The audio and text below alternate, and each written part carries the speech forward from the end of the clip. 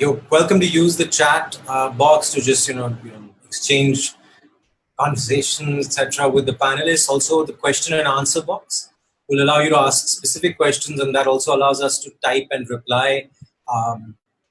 And also, if we miss some questions, we'll make sure we respond to them afterwards by email, and we'll keep the conversation going. So we'll start in exactly 2 more minutes.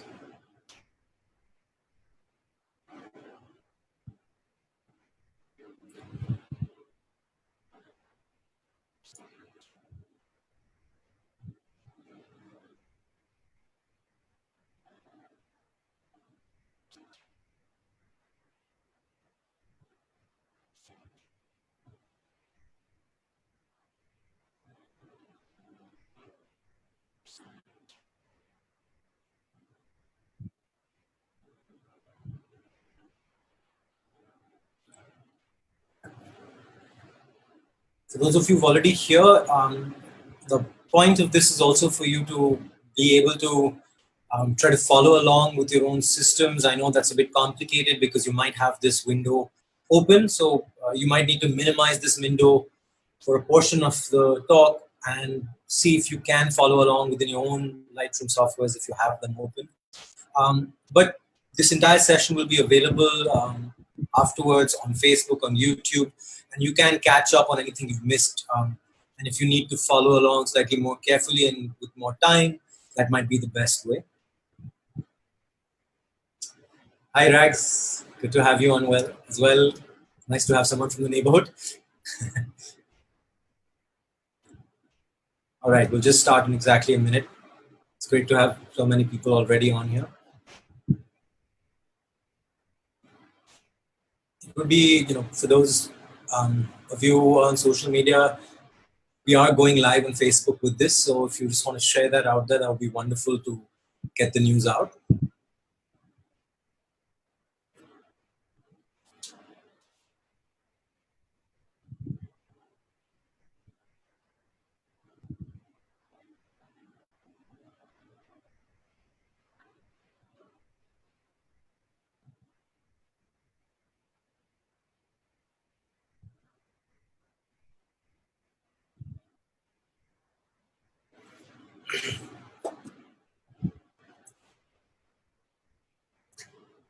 I see Mausti on Facebook as well. Hi, Mausti. Good to have you.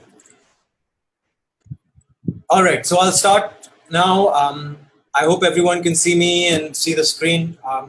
I'd like to first just start with a quick overview, a little bit about myself and this Chennai Photo Biennale before I jump into the workshop for the day. First of all, thank you everyone for joining, taking time out from your day, either on Zoom, Facebook, wherever you might be watching. The purpose of this today's introductory workshop was more to give a starting point for many of you to get into the process of managing your photography collections. It's not easy, as thousands and thousands of photographs pile up, to make sense of it all. And often the easiest way is to look the other way and just pile it up somewhere, and with the object of dealing with it later. I guess the COVID pandemic has affected us all, and as we're all working from home and using digital existence to survive, I have also been using some of this time to sort out the data archives, not just of my own photographs, but also of Chennai Photo Biennale. So quickly, a little bit about myself. My name is Varun Gupta. I'm the co-founder and the director of the Chennai Photo Biennale. Those of you who don't know much about CPB, do check us out. We're essentially a large-scale festival that happens across the city of Chennai once in 2 years. Our last edition concluded in February. We had wonderful curator Pushpamala, those of you who are familiar, and we had some incredible shows in heritage buildings. Nisha, I'll request you to please put the link to the CPB highlights video here. If anybody would like to just see what we're about, you can catch that at the end of the session. Also, in parallel to, of course, building, or before the Chennai Photo Biennale came into existence, I worked as a professional photographer, working primarily in hotel, resort, architecture photography, but also doing advertising, fashion, portraiture, and all kinds of other works as and when they came by. In parallel, I had a very active traveling sort of bug that made me go to many, many places. And as I accumulated pictures, both professionally from assignments and as a, let's say, as a photographer, taking pictures of their travel, but seriously so, documenting places, taking landscape portraits, it became important to try to make sense of it all. And very early on, when Lightroom first came out, there was this big conflict whether we want to go with Aperture or Lightroom or just a bridge-based software, which is about looking at a hard drive. All of these options were in the air, and I'll talk a little bit more in detail on these, but that's the moment in which I decided, well, it's time to actively go into cataloging and sorting photographs before it becomes out of control. And along with the team of people who are working with me, we put together a sort of a structure that I'll show you on my screen as I go through the workshop. I also have been photographing a lot on film, and I think I see Bharat in the list of pre-survey that film photography, you have a lot of archives of film negatives, and I have moved a lot of my film negatives into the digital space, primarily because it's easy to access, easy to share and store, and then at least having a contact sheet level scan of all pictures from my negatives have made it possible for me to reference images whenever I need from there. So I'll talk a little bit more about that. So there's a threefold to my practice. One, of course, like I said, is my travel photography. The second is the commercial photography aspect. The third is more my passion-driven film photography, which is purely for myself. And so I mix all three in my cataloging, and I'll talk a little bit more about that. I've said a little bit about the Chennai Photo Biennale, the large event, but what you're attending today is part of the CPB Foundation. The CPB Foundation is a non-profit trust that runs and operates the Chennai Photo Biennale as part of its many initiatives. The other initiatives we run, of course, is the Learning Lab, which you're attending today, which is our programming and our content and our workshops for photographers. So whether you're a hobbyist or a professional or somewhere in between, we have different kind of programming for you. We also have education program, or our photo camps program, which is directed more at children. This started when we began teaching photography to government school children all over the city of Chennai. And from there grew this need to access more and more groups of children. And one of the fortunate side effects of the Corona crisis has been that we have accessed a huge number of children outside of Chennai for the first time through digital learning. And our photo camps program is ongoing. If you have kids or have friends who have kids who want to learn photography, we teach with mobile phones, and it's quite fun and engaging. So do look that up on our website. So I gave you a little bit about why I started my archiving journey, but a little bit more context specifically about which tools and where I started. So when it all began, we had just got the digital camera, and my first was the Nikon D70, one of the early pro zoomer cameras available, and amassing sometimes 5,000-6,000 pictures from a holiday. You'd come back, and on the holiday you'd be stressed. I hope this hard disk or this laptop or these memory cards don't crash. When you come back, you try to put them on a hard disk, but then hard disks tend to crash quite often, especially if you travel with them. So that was the early stages of, well, how do we solve this problem? And this is way before the cloud was even an option. So we were working off multiple physical storage drives, backing up, burning DVD ROMs, and keeping them in a cool place so that they don't, catch fungus, etc. And so all of this is how we worked. And then along came some of the more sophisticated softwares, like Apple had Aperture, which is no longer in operation, and then Lightroom. And Adobe always had Bridge as one of the tools to look and sort and catalog images, but it worked in a very distinct way from the way Lightroom works. So Bridge looks at a particular folder, it sees the images inside the folder, and then lets you look at what's inside. Versus Lightroom, it accesses files from hundreds of folders, puts it in a single place, gives you an opportunity to look at them together, to catalog and select them, and of course process them. So that's kind of why I jumped into Lightroom very early in my stage, and it was sort of a choice, because you go into one and you want to then secure yourself in that over the future, and it should not be something you pick up and drop off. So I think that's where I selected Lightroom and began with Lightroom from the early stages, and then have moved in. So with that, I'd like to now move talking more about my slides I have for you today. And I'll give you a quick overview first of the workshop. So the first, what we're going to be using, like I said, is using Lightroom, is first we need to talk about organizing your folders, right? Because regardless of what fancy magic Lightroom can do, you need to know where your pictures are. It should not be that you are trusting some unknowing power to control your files, and then if you were needing to go and access it, you couldn't find it. And it has happened that a Lightroom catalog itself will crash. And that's happened to me after doing a lot of work on 100,000 pictures in a catalog, where kaput, you've lost all the hard work of sorting, cataloging. And the fortunate thing is I had everything organized in a file structure. So the file structure always helps you go and pull back all your errors. You also have the idea of rating, selecting, and making collections, because you come back from a trip, let's say with 150 photographs, that's a small number, and you want to find your 7 or 8 best pictures to put on your social media.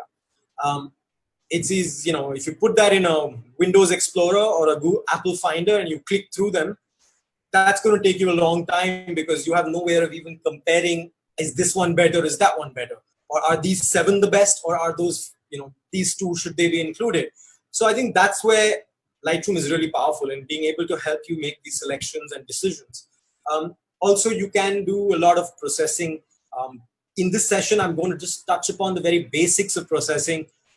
We do have a more deep dive one-day online session that we'll be offering very soon, and that you can pick up on should you be interested, and that will go more deeper into each of the little tools that you see under the develop window.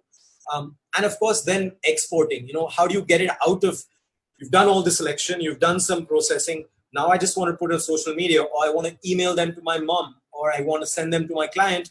What's the most efficient way, and what's the right file size, file type? I'll get into some of that as we go through the tool. I'd like to do most of the other talking outside of the slides within Lightroom itself, so that you can see what it looks like, so it's not so theoretical. And then, of course, I have a whole section on backing up, which is, as you might have already told by my level of stress when I talked about backing up, is for me, it's quite important not to lose any images, and this comes from a learning of having lost maybe thousands and thousands of images. I've lost multiple hard drives. I've lost files right after a shoot. I've lost files in the middle of a shoot. So that has resulted in me being quite paranoid. And there is no harm in being paranoid and being safe with your images. So I'm going to share some of my learnings and how I do it. What are my best practices? I'd like to just move on a little bit to the workflow, right? So how do you work typically? Now, just to preface a little bit about, a lot of you are working with mobile phones only, right? And a lot of it is going straight into your Google or iCloud or Dropbox or something of the similar format. Some of this won't apply because you are using cloud as your backup or you have your single device. If you're a mobile only photographer, you are left with fewer choices other than connecting your laptop, taking a download from your phone to your laptop, and then going into a more physical storage or cloud storage system. I would actually recommend that for you if you're doing cloud mobile photography seriously. If on your holiday you have made a conscious decision that, this time I'm not going to take any cameras, my new iPhone's really great, or my new Android phone's really great, I want to go out there and make pictures with my phone and challenge myself. I think that's perfectly relevant in today's day. I don't travel with the camera on my family holidays anymore, and I think many of you might not. It's okay to do that, but then treat the photographs with the same respect as if they were pictures you were shooting on your camera. And I'm not the best practitioner of this, but lately I've made it a rule that when I come back from a holiday, I at least take a second backup from my phone to my iPad. And then within my iPad, I use the Lightroom world to then work in my familiar world of selecting and cataloging. So most of it applies if you just take the phone as the input device and bring it onto a secondary device in which you do your cataloging. Of course, you can do all of this cataloging on your phone, and your phone with an iCloud is probably super secure. So you have nothing to worry about. But for me, I always like to have my raw file from my phone. And I worry that sometimes, if my phone gets stolen or something, those 2 days of pictures I might have taken without Wi-Fi or 4G will disappear. And so to sometimes just sync phone and iPad is always a useful thing to do. I'm saying this because I know a few of you have written in your feedback on your pre-survey that you're working primarily with the phone. I think it's perfectly legit. So just treat your phone pictures with the same respect that you would otherwise. So to getting into this slide, I'll just present in full screen so it's a bit easier. You come in with the source of a laptop or a tablet. And I've put the tablet there because many of you work with a phone or with a DSLR camera, use the memory card to put it in your iPad and put it on your iPad to then, that's your main hard drive. And I think I'm also leaning more towards that workflow, especially with now the new iPads being 1 terabyte or other tablets, you could just bring in all the material there and do all the hard work inside the iPad. Also, it gives you the sort of security of having a backup. Then once you have it on your laptop or tablet, you want to, first of all, I always back up, which I've already said to you. So whether it's coming onto one device or from your laptop hard drive, it's going onto an external hard drive, make sure you do that. And I've learned the hard way. I went to a festival in Varanasi, which is very hard to access. It's tough conditions to shoot, very expensive to be there, called Dev Dipavali. I shot maybe about 3,000 photographs in that 2-day period. I had it all on my laptop hard drive, thinking, oh, great, it's on my laptop hard drive. On the way back on the flight, it dies, the laptop dies, and I've lost everything. And I haven't ever been able to go back to that festival. So back up. A lot of my friends who are photographers travel with 2 drives that are identical, and then they have a software like Carbon Copy Cloner to make sure that whatever happens on one drive is every day mapped to the second drive. That is as good as having a laptop drive and an external drive, depending on what space situation you have. You also want to typically preview your photographs because looking on the phone or the back of your camera is not exciting enough often.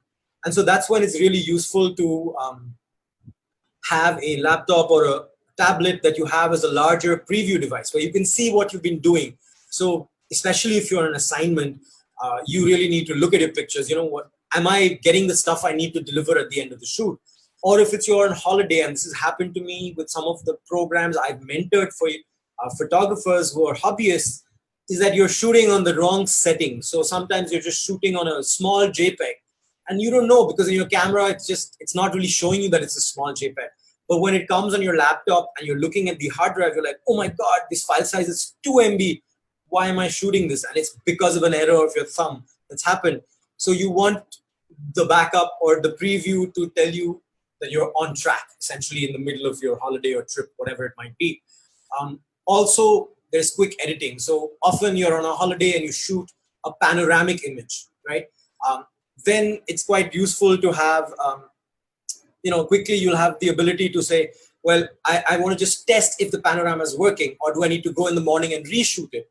Or you've done a series of portraits for some locals and you want to show them what it looks like, but you don't want to just show them the raw picture. You're going to do a little bit of contrast, a little bit of color correction before you show it.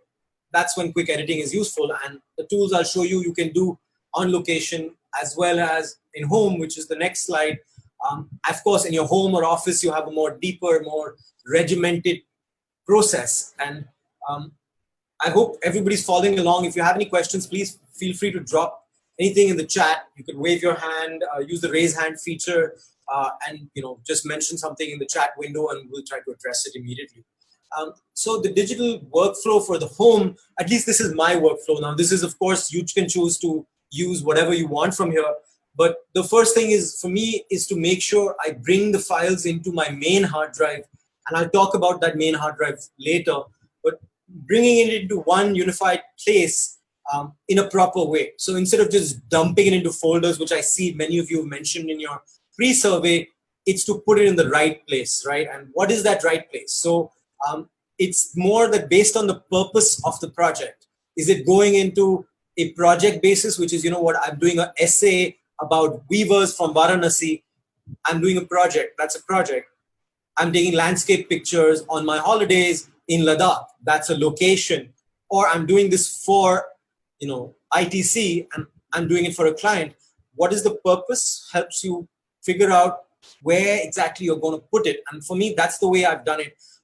And I'll quickly come to my folder system in a minute. But one thing I mentioned there is in the using of a temp folder for more speed. And this is sort of my tip, is that often when you're importing from one memory card or a hard drive via a software like Lightroom, that's quite slow because it's copying the file, renaming the file, putting it in the right place. Often these softwares are not so good at this copying process at speed. So what I like to do is just make a temporary folder on my drive, dump whatever I've taken from a holiday there first, and then start the organization process. So my workflow is that I work with an external hard drive on my holiday. I come home, I plug it into my computer, I take the folder from the holiday and put it on my main hard drive, which is this box called the Drobo. And then I will, start the cataloging process that I'm going to talk about. In the process of importing the files, I think renaming is very critical because you have files that have these 4-digit codes and maybe your 3-digit alphabet that you add to it in your camera. That isn't much, right? And it's much, much better if you actually label a little bit on the file so that whenever you come and look at it, even outside a Lightroom, you know what it is. You know that I shot this in Kolkata.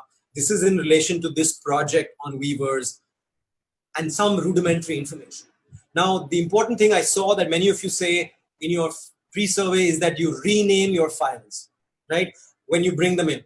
So let's say you've shot a landscape at Timbuktu, you say landscape at Timbuktu.raw or CR2, whatever that might be for you. That's a very bad mistake because the one thing you don't want to do is eliminate, in some senses, the fingerprint of your file. And for me, the fingerprint of your file is the 4-digit number that it comes with. It's in a sequence. You can understand where in that sequence it is. When you deliver that file, especially to editors in newspapers and magazines, it's a sign of authenticity. It's important to preserve that. So don't just drop whatever your file name is and rename it to something you like. Make sure you preserve part of that. And I'll show you how to do that using Lightroom. We're also going to talk a little bit about sorting, rejecting, cataloging images, right? So I saw many people say we delete a lot of the trash images, right? So you have misfires, the shutter was, the cap was on, or something else went wrong in the file. If you're a studio photographer, you have hundreds of pictures where the flash didn't fire, right? You need to get rid of that. And if you don't have the discipline to do it on camera, it's time to do it when you get to the computer. How do you select? I see that, Bharat, for example, said that I go through 2 levels of selection. This tool makes it easy to go through 2, 3, 4, 5 levels of selection, and also layering that selection, selection using stars and then colors to separate content sometimes. So let's say within your selection, you're saying, these are my panoramic pictures, these are my HDR pictures. How do you quickly organize pictures, right? There's the whole color rating. Where do you, and there's of course tagging. Now tagging is level 2, I'd say, is when you really have some time on your hands to say, putting down words, keywords that you can search images with. So land, sky, dog, tree, or to say, if you're doing wedding photography, you say, these are the people in the wedding, or at least this is the name of the wedding. This is the kind of shot. Is it white shot, action shot, groom, garland shot, whatever it might be. You can start tagging them so that later, if someone says, what are your 10 best garland shots? Show me. You're able to pull it up, right? And of course, how do you make quick collections, which are like an album or a folder in which you can just see 10, 20, 100 pictures together, right?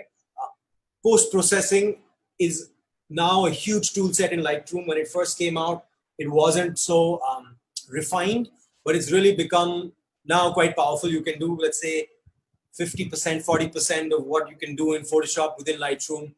There's always Photoshop and Lightroom wars, that which is better. I think you can decide what's better for you. Today's workshop is going to be focused on Lightroom. We do have a Lightroom and Photoshop combined workshop that we teach physically. Maybe post-corona that's possible, or a digital module might come out later. Also, there's some level of, I've got this bird flying in the middle of my frame that I really don't like. I want to get rid of it. Or there's this huge fingerprint or dust that's on my picture. How do I get rid of it? Lightroom lets you do that quite simply. Also, the last part, which is very important, is how do I get it out of my Lightroom into all these things I need to deliver. So whether it's a JPEG for myself, or a TIFF file that I need to deliver to a client for an output, or a magazine, I need to rename the file so that my name is on the file properly, or I have it must say certain things. That can be done very easily with Lightroom. Also, things like contact sheets. Those of you familiar with the film world, you had a contact sheet which showed you 36 pictures or 12 pictures. What's in your negative? Often, being able to export that from a shoot, particularly when I do commercial photography, we send out a contact sheet because there are 200 expressions of a model.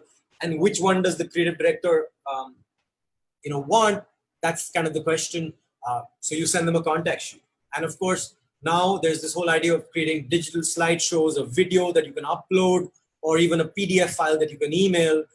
All of these are possible, as well as quick publishing to social media, which I'll talk to you in the end, and watermarking. Watermarking is quite handy, particularly when, for example, you want to bring in, let's say, your name, because you're delivering someone pictures that you don't know what they're going to use it for, or they've just said, can you send me what you have? If we like 4 pictures, we'll buy them. At that case, it's better to protect yourself by watermarking it, copyright Varun Gupta, your name, and at least anybody who tries to use it will have that on there, and you have some credit coming to you as the artist. And I'll talk through all of this in detail. Before I jump into the Lightroom, I'll just quickly spend a few minutes talking about storage, and then we'll circle back, deeper into Lightroom. So there's this idea of now cloud versus physical, and as you're seeing on the cartoons on your screen, this is a battle. This is a battle that a lot of photographers are now getting more serious about, as it's become cheaper and cheaper to buy cloud storage. And internet connections all over the world, including here for us in India, have become good enough so that you don't have to worry about tossing up 100 gigabytes onto the internet. And so that's kind of where I really feel that I'm on the cusp of moving entirely to cloud. I believe that the power of a physical storage system is very important, especially if you edit, right, a lot. So if it's something that you're putting it in the cloud and forgetting it about it, and you might not be able to access it for the next, you might not want to access it for the next 1 year. Sure, the cloud makes the most sense, but someone like me likes to go back and dig up and tinker with pictures in their archives whenever time permits. And although that's getting more difficult, one likes to have that ability. Also, if you shoot a lot of video, cloud is quite clunky when it comes to video. To pull down a 3 GB file just to be able to look at it or edit it, it's quite difficult. And we're having this problem in our organization with our editor now being stuck at home somewhere else in Coimbatore. We're in Chennai. Moving video files is very difficult. So, a physical storage is always handy. And of course, physical storages, by virtue of them being connected, are much faster to work on. So even though you might have a very efficient Dropbox account which has all your files, when you need it, it might not be there, right? And there are ways around it, and I'll talk to you how you can do that. But particularly, I say that today you're in a hybrid state where you should have both a physical and a digital storage, right? So the storage that works for me is I have a RAID hard drive, and I'll show you a slide on that in a minute. A RAID hard drive is essentially a hard drive, without getting too technical, it's a hard drive that backs itself up. So a RAID hard drive typically has multiple hard drives inside it, and you can just, if you have two of them, one is mirrored to the other. If you have three, any one can fail, you'll be okay. So I think that's kind of the importance of having a physical. So you might not want to invest in a RAID. You might just be a hobbyist and say, you know what, I'm going to buy 2 individual hard drives, but those 2 individual hard drives that copy and duplicate each other are very important. But the cloud has the great ability that, well, it's accessible anywhere. So when I'm traveling, I do have a lot of my files on the cloud that I like to readily access, particularly the stuff I finished editing, I've exported, and that's ready for delivery, or at least for me to see. I have all of it on my Dropbox, and that allows me to quickly show it to someone, look at it myself, deliver it to someone if they need. If someone says, you know what, I really want to buy this picture from a magazine, I have a good enough file on the cloud to deliver that. And of course, there's this overload of cloud that we're all suffering. So I don't know about all of you, but I use iCloud, Google Drive, Dropbox, to some extent, Amazon storage. So it's now become this mess of different cloud storages doing different things for us. And like this comic says, we've got all of it sometimes in sync on many, many devices, but do we know where it is and how do we access it? And even there, I think Lightroom now has 2 versions. There is the version that we'll talk about today, which is a desktop only version, Lightroom Classic, and there is the Lightroom CC, which is the cloud version of Lightroom, and that's very handy. So I use the cloud version of Lightroom on my iPad, and the features are almost the same. So if you're following along on an iPad, that's great. We're running out of time, so I'm going to quickly wrap up this slide section and get into the tool. So one thing I say is invest in backups. Like I've already told you, the external drives, the problem with them, I have them fail quite often, especially those Seagate or Western Digital, these small portable drives.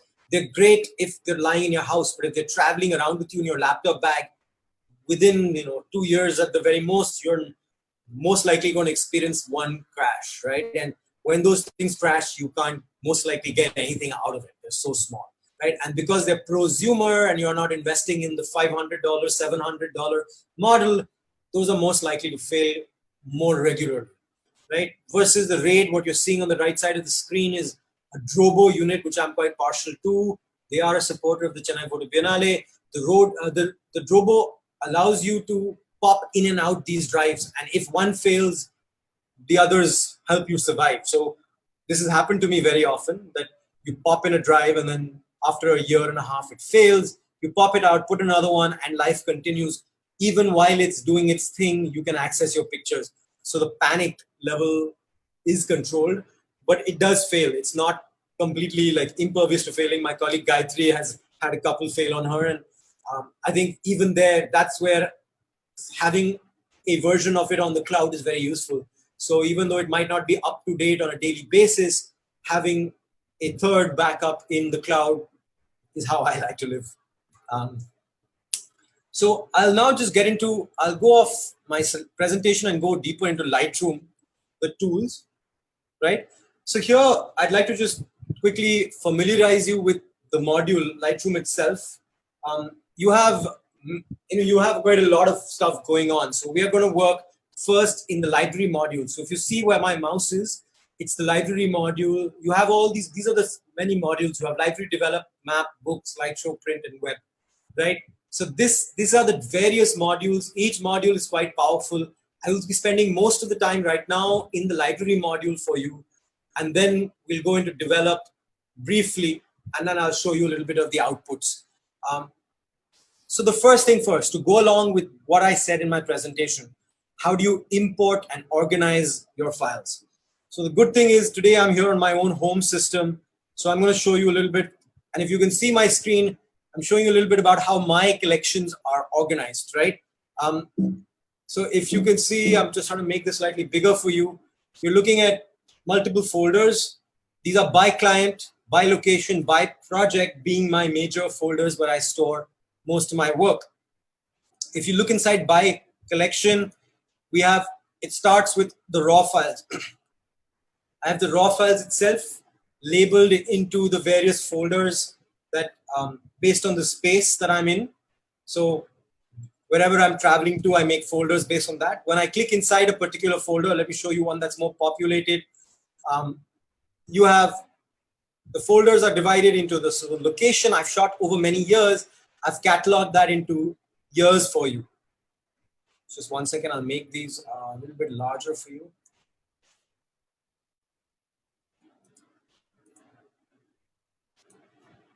And so as you can see, inside every folder is a subfolder. When I go inside 2008, I have by date, which date I shot it on. So I was there in 2008 around Christmas time. I can go back and now look at what I did there on Christmas time. And when I look at a picture, I can pull it up, right? So obviously these are some pictures of my friends when I was traveling in Calcutta on Christmas time. And those are the shots. So it's easy for me to even see within my pictures and my folders, I can identify where the pictures are from. Also, what that allows me to do is, for example, I search Calcutta on my computer, I'm able to suddenly access all my pictures from Calcutta. And it brings me to the folder. I'm sorry, it's not all catalog for you to look at very easily. But once your computer and your hard drive are connected for a long time, you'll do this. You'll be able to see hundreds of files, folders that are all tagged Calcutta for you. Right? Sorry. So this is my folder structure. Now this applies to similarly by project. So for example, I have, I did a project called Day in the Life of Qasim. I photographed an individual over time. Even those are cataloged inside like that. I went and shot a project in Varanasi. I have that catalog. So these are by project. And then of course I have by client. And so within client, I have my raw files. I have my raw files separated by the client that I've shot for. If I've shot multiple places for a client, that's subcategorized inside there. What that also allows me to do is on a top level, I like to have my JPEGs, my TIFFs, my catalog separate from my raw files because I like to preserve my raw files untouched. Only thing I do is when I'm importing them, I bring them in with a lot of renaming and file folder organization, right? This allows me to not just dump stuff, but then I can go identify it. But later, if I need to access something quickly, I know that I'm not by mistake even going into my raw catalog. I'm always working within my JPEGs, and within my JPEGs, I'll have full res JPEG tied up from low res JPEG separate from medium res JPEG. Is my screen size okay? Should I just make this larger for people? Nisha, if you can come in, is this okay screen size wise? Yeah, Varun, I can see it. If anyone has any issues, can you please mention it in the chat box? Okay, I'll just change my resolution a bit so that it can. Yeah, Rags Raghavan wants to enlarge the screen. Sure.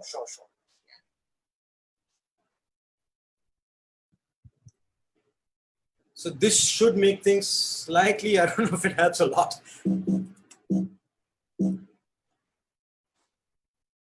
Sorry, larger text. Okay. Okay, better? This is a bit too difficult for me, so I'll make it slightly smaller. Yeah. So I hope that's slightly better for you to see now.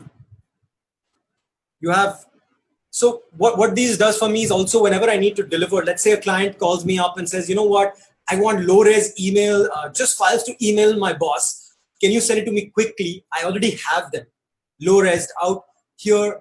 And I've done this during my export process, taken the time to export into various formats. And that way it's just so much simpler to do that, right? I will now jump into the tool of how to do all of this file structure organization for yourself, right? So the assumption is that you have come away, let's say from a holiday, with a file, a folder on your hard drive, on your laptop, on your iPad, whatever it might be, which has a huge chunk of photographs, right? And you are starting the process of putting it onto your main hard drive. So the first thing to do is first deem one hard drive, a main hard drive for yourself, and then start work, right? So I'm coming to scratch here. I'm going to import some files so that you can see how I'm doing it. Lightroom has an incredibly powerful import window. I'm going to make this slightly larger so it's easier for you to follow along. And within the import, you can basically access pictures. So I'm just going to quickly find a temporary folder for you to see.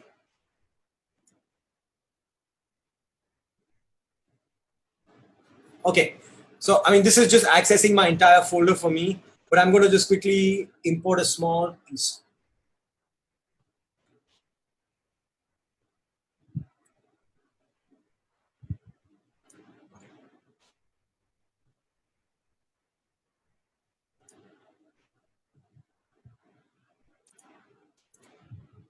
So I'm going to re-import a selection of my pictures back into the same place. Assume that these pictures are not already labeled, etc. for you. Great, I'm glad that everybody can see better now. So assume that these are the pictures I'm going to bring in. I'm going to do a catalog that's not already in here so that it's easier. I'm going to just do a quick set of photographs that were shot by my friend. And so I'm going to bring these into my catalog. I'm going to make a temporary space, right? So these are a set of photographs that I'm bringing into my catalog. So first things, when you open Lightroom, it's going to ask you to create a new catalog.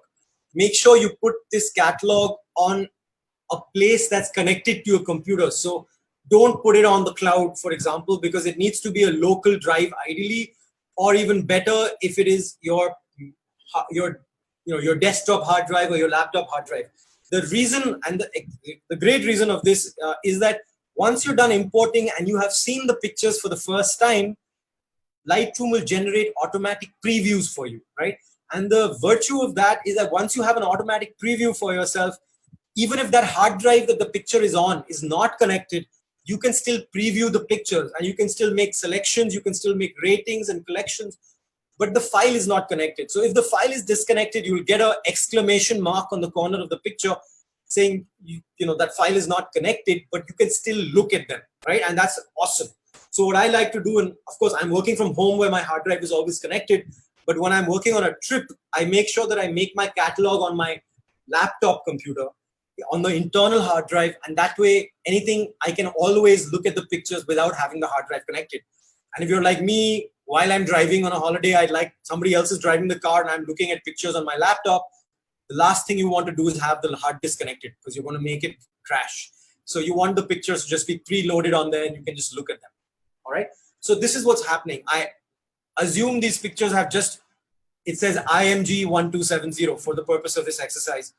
I'm going to rewrite these names for you. Okay. So now you during your import, the first things to do is you can select pictures. So for example, you can choose not to import anything, right? So even at the point of import, let's say this is coming out of a memory card, right, on location, right? And you say, you know what, I've shot 300 pictures, but I only want these 20 right now, right? You can easily choose to just select specifically and tag them, right? You quickly just tag them up for yourself. 1 second, sorry. You can just quickly select them, say only these 5 pictures I want to import, right? You also have the ability to, of course, hit all photos and just bring everything else. Okay. So now this is the next stage. Okay. So this is where are the files coming from on the left side of your image. That is where I selected that it's coming from this folder, right? This folder on my thing, let's assume this is a temporary folder for the purpose of the exercise. And these are some files that I want to rename. Now, where is it going to? On the right side of my picture, of my screen, it's asking me, where do I want to put my file? So 1 second, sorry, I don't know why it's not. So I want to add to the, so you have all these options. First, you want to copy as a DNG. For those of you who don't know what that means, you know, some file types, like your cameras are now spitting out different file types. Sometimes older computers don't have the driver to even look at the picture, right? To avoid that, Lightroom has given an ability to create a DNG. So Lightroom typically will be able to see most of the file types if it's a recent version. And you can convert the file into a DNG into your catalog, right? This makes a new file for you and then puts it in the folder.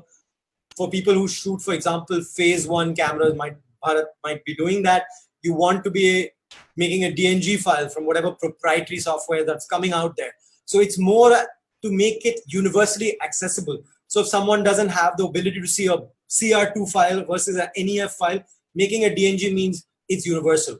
Most people can see that using any basic browsing software, right?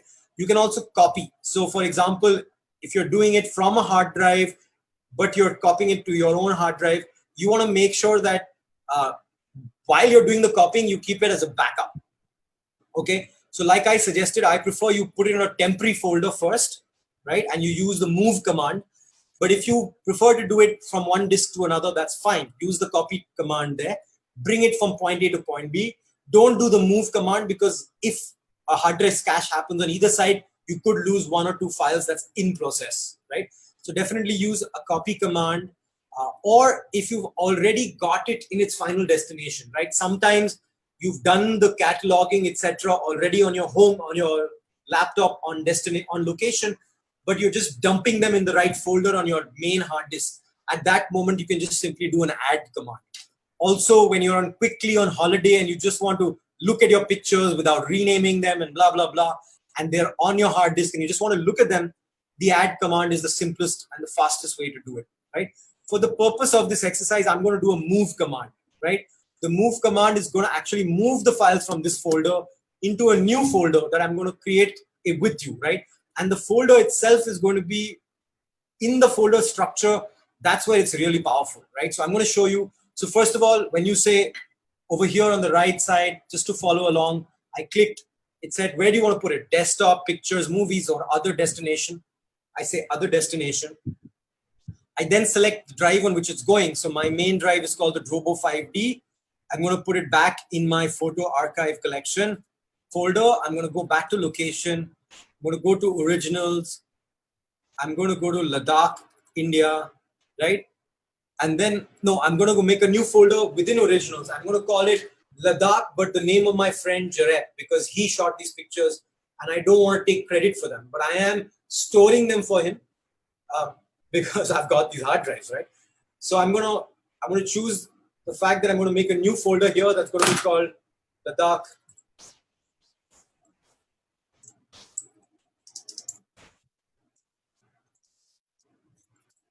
Right, I'm calling it temp for now because I'm just marking it for myself to fix later. And now I've selected the folder in which I'm going to log these files. Now, what you're seeing is if you're using the move or copy command, or even the copy as DNG command, after you have selected the parent folder within which you'll organize, you get this destination window, right? Now, the destination window itself is really powerful, because it allows you to, for example, organizing things into subfolders, right?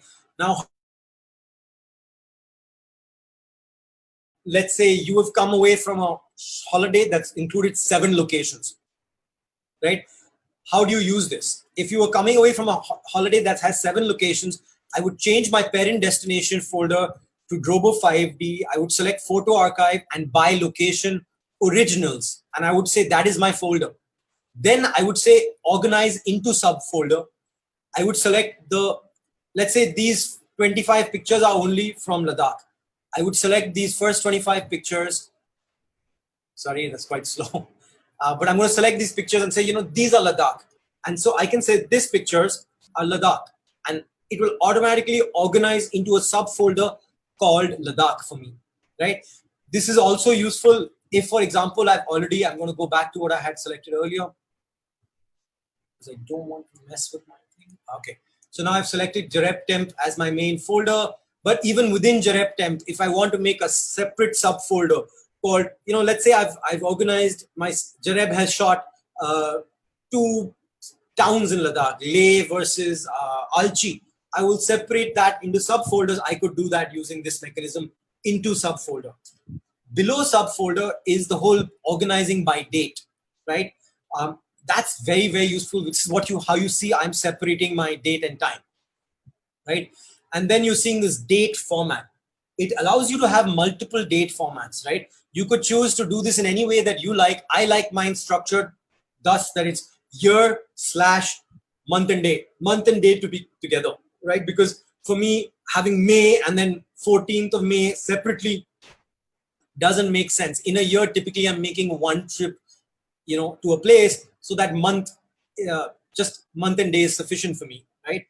Depending on how you work, if you work with more detailed structures and if you're shooting in a place every day, again and again and again, over the course of 5 years, you might want to separate that month piece a little bit more deeper, right? And then, you know, it's asking you where do you want to sort of put stuff. That's great. You just put it in there. I've already selected that. Now what it does for you is it previews what's going to happen when I do that. It's saying, look, it's going to create a folder saying 2010, and it's going to separate the folder into all these dates, and you're going to see 43 pictures, 99 pictures. So when I hit all photos, for example, you'll see it'll say 43 pictures on this date, 99, 131, etc. Right? So it's telling you the folder structure that it's going to create. Okay. Now this is a very, very important piece, destination. Another very important piece is file renaming. And this is something I'm very particular about, like you've seen in my folder, is I like to rename my files in an organized way, right? And Lightroom lets you really do that well. So first of all, you have this option to create quick custom fields. I'm just going to go straight into the edit view because you can program your own methodology, right? Here it says shoot name hyphen date, which is the year, which I like to have. So shoot name means it's going to give me a field. If you're looking at my mouse, it says shoot name. That's going to give you a field that you can enter. A date that's automatically going to be assigned based on the file number, file when it was shot. And then I put a hyphen in between. Make sure you do that, please, because otherwise your numbers will get jumbled up together, and 20201212 instead of it being separate. And then the file number suffix. So now this, I'm going back to the point which I made earlier, is the fingerprint of your photograph. The file number suffix is really the fingerprint of your photograph. Make sure you please tag that, keep that in there. Now you can choose to make this even more detailed, right? So you can, for example, custom label it. So I'll come to that in a bit when I'm doing the export piece, right? Also, you have the ability to, for example, put the full file name there if you would like. So you can, how this works is you simply hit file name, hit insert, it inserts it in there, right? And then it's like a text editor. You can type it in anything, or you can just hit delete and it deletes it, right? My system is simply, I put a shoot name, and then I put typically another custom field. I say custom text, right? And I'll tell you my logic. What I do is I have let's say a key of my own to how I tag my images. It says TRV for travel, you know, RST for resort. So I use these short codes for myself to pull up images on rapid basis whenever I need, you know, so that my travel images, if I ever just search for TRV in my Windows Explorer search option or an Apple Finder, it'll come up. All my travel images can be found.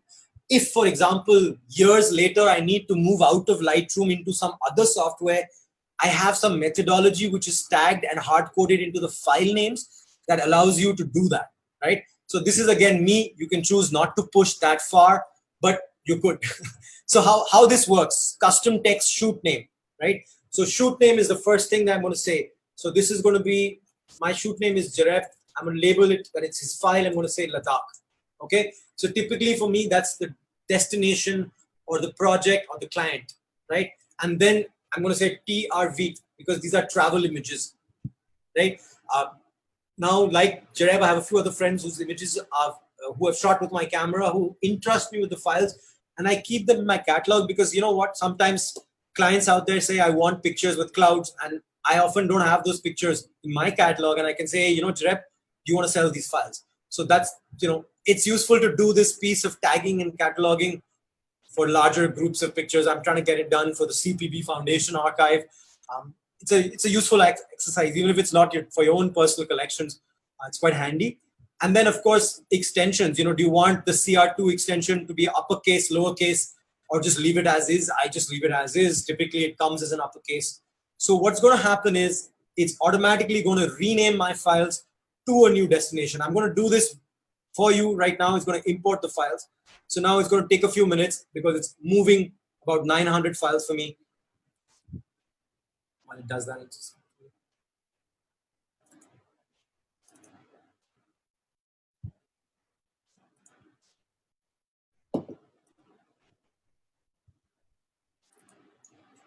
So as you see already, this was an empty folder that I made. It started doing the work. It started separating files. August 1st has all the August files. And if you can see now, my code has worked. Jareb-Ladakh-TRV-year-file number suffix, right? This is the import methodology that I use. It's a very, very powerful tool. Like I said, it can let you do most, I mean, it lets you, you know, like everybody who I've read in the feedback have said, oh, I just come and dump my stuff. Instead of dumping your stuff, if you do this step, you're going to save a lot of time in the future. And it's also future proof in that sense. And also on the cloud, you're saving files. It might not be collected to your Dropbox or your Lightroom. And then somebody else uses that Dropbox. They can see the file structure and it's organized, you know, and it comes up. I have some questions. Yeah, please, you can bring me the question now and then I'll jump in. There's a question from Munira M. Okay. Do you have any preferences between HD and SSD? Okay, super. Hi, Munira, how are you?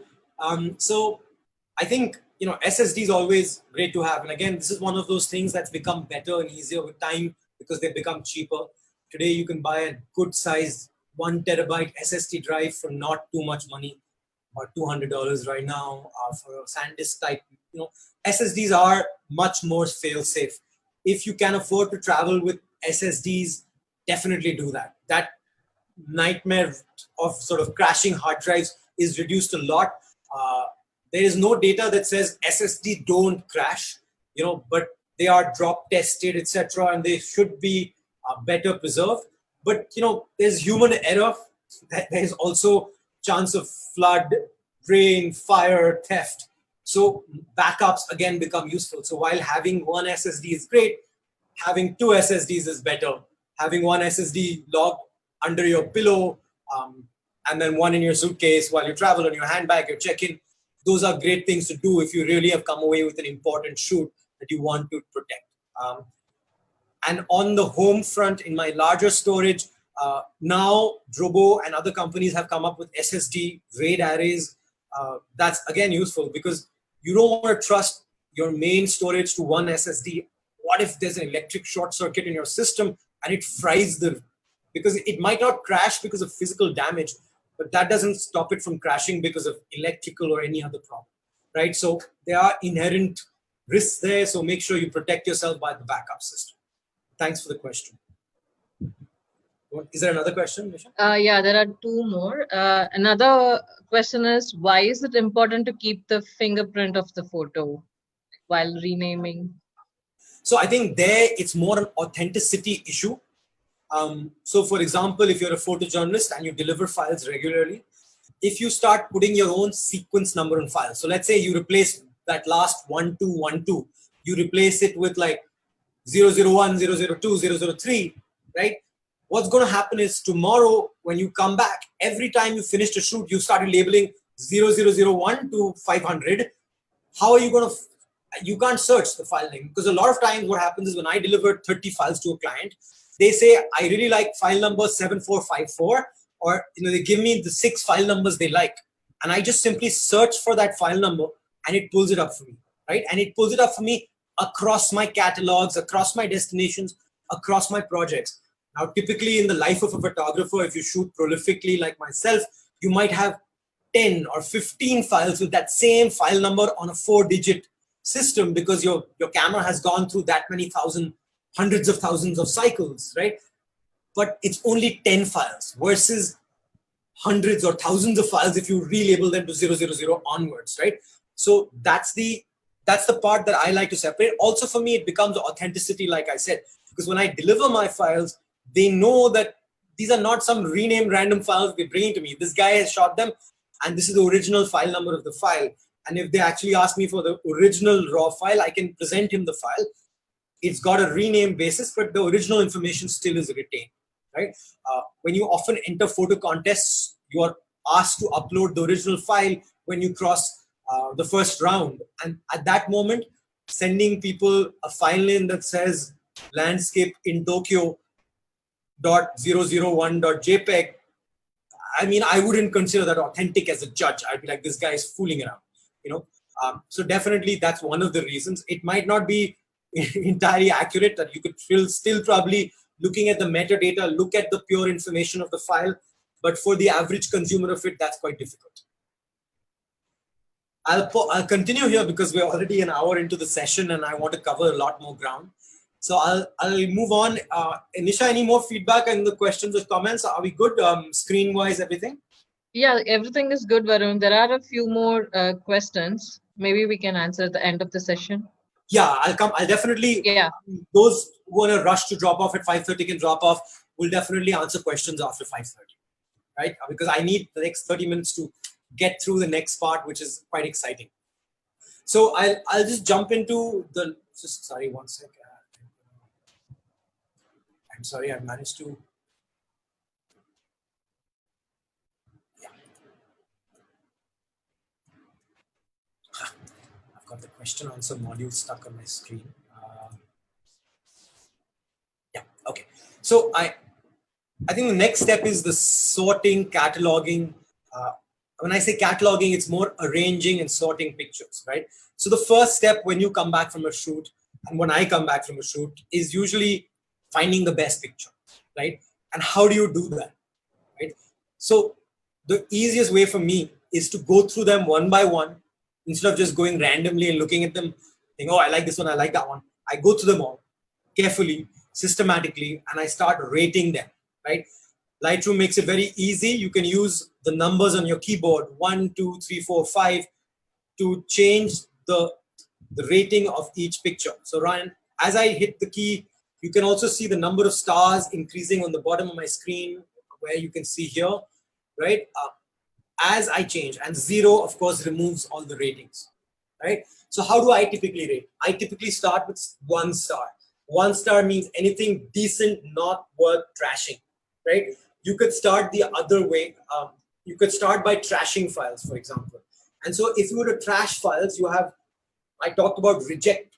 Now what you can do is, if you see here, there's this flag here, there's approve and there's reject, right? So this is if you're working in a yes, no basis, right? You've come away from a family photo shoot, you've photographed your friends' kids, and they want as many pictures as possible. You just want a yes, no basis, right? Then of approve and disapprove is the best way to do it. The shortcut for this for Windows users is Control and the up arrow, Apple, or Command and the up arrow for Mac users. If you just hit Command up, it'll increase the flag status. Command down, it's decrease flag status. Decreasing flag status and bringing it to reject, where it looks like this X over there, means you're saying this is a reject picture. I don't want it. And what you can do at the end of going through everything is filter for all your reject pictures and simply delete them, right? And I'll show you how to do that in a minute. So let me show you a few that's a, you know what, this, if I'm going by a yes, no basis, this is a yes. If I'm going by yes, no basis, this is blurry, this is a reject. This is blurry, this is a reject. This is a yes. This is a reject. This is a reject. This is a yes. So you see, I'm working through it quite fast using my keyboard, just going yes, no, yes, no. So you understand what I mean?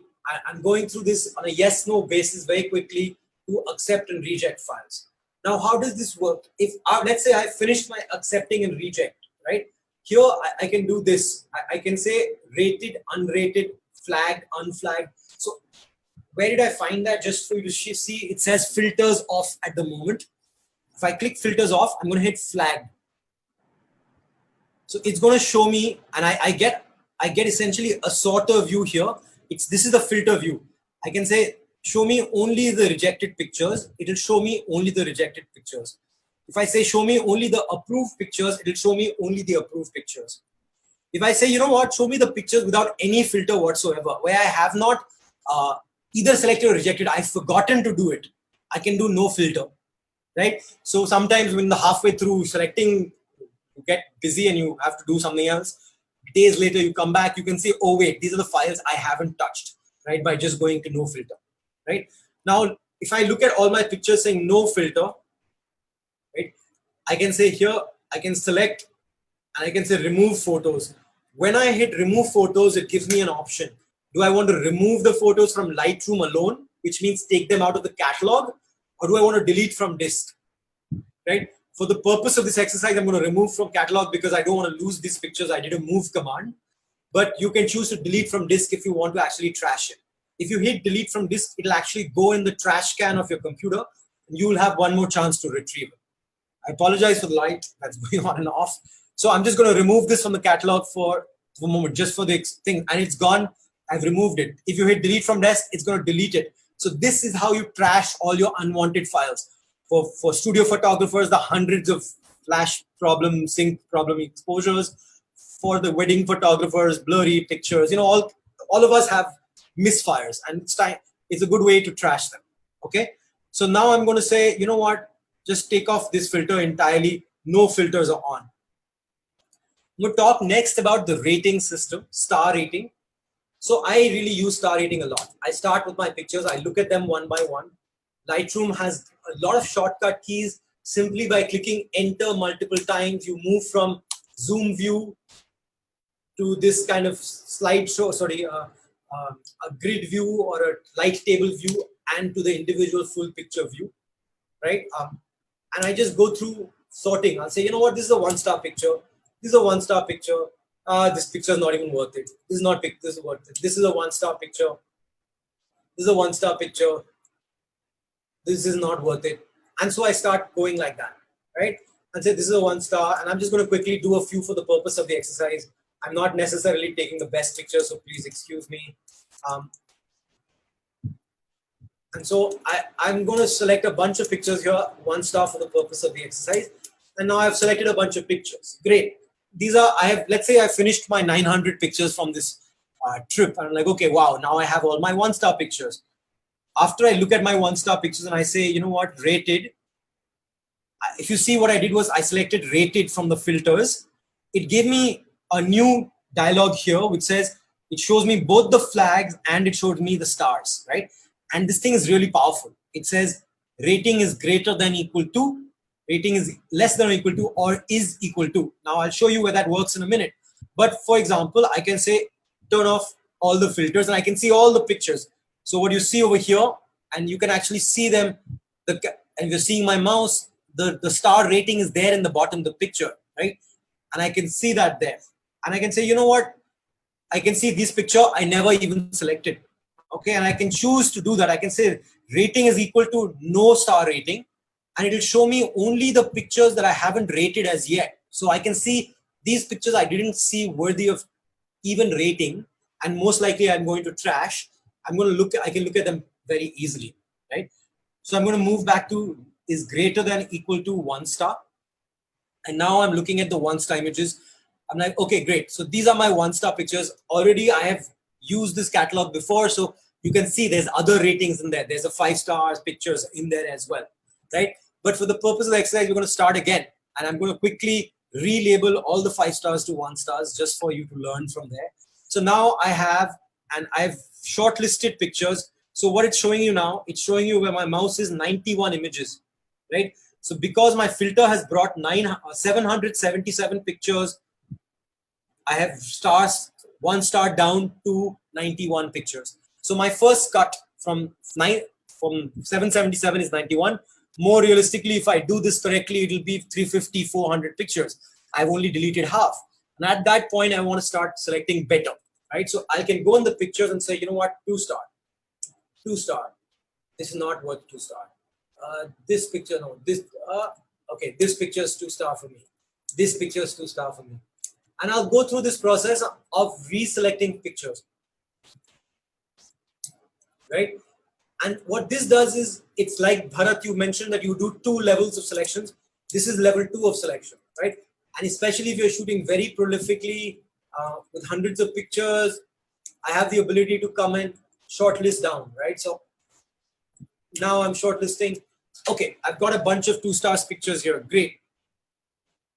Now I'm going to say I only want to see 2 star pictures. So I just clicked the second star over here, and automatically it brought it down to the 19 2 star pictures. And so exactly in that way, you can say, well, now I'm going to do 3 stars. And so I go to the picture and I say, well, this picture is 3 star or 3 star. This picture is worthy of 3 star. And you can shortlist this down to all the way to 5 star. More often than not, I shortcut. I'll go 1 star, 2 star, then straight to 5 star when I know what I want. But sometimes when you're having a really difficult time selecting, it's nice to have a more stratified system. Now, in selecting, one important point is to be able to compare files. So I'm going to go back and say, show me pictures without any selection. Okay. So now these are no star images. I've got 3 pictures of my friend. Now that you're looking at that on my screen, I hit the compare view. So just so you see how I did that, this is the compare view where my mouse is. I can click that or the alphabet N. The alphabet N will bring up this compare view for you automatically. Couple of more shortcuts is the key tab will remove the things on the left and right, the dialogues on the left and right, just so that you can see better. And now what this lets me do is compare the picture I like, right? So I've got 3 compositions, the wide angle, the mid ground, and the vertical. I'm like, you know what? I really like the horizontal wide angle. I'm only going to make this one a 3 star picture. And these 2 will not be starred. So I just selected it and I hit 3 and it set it to 3.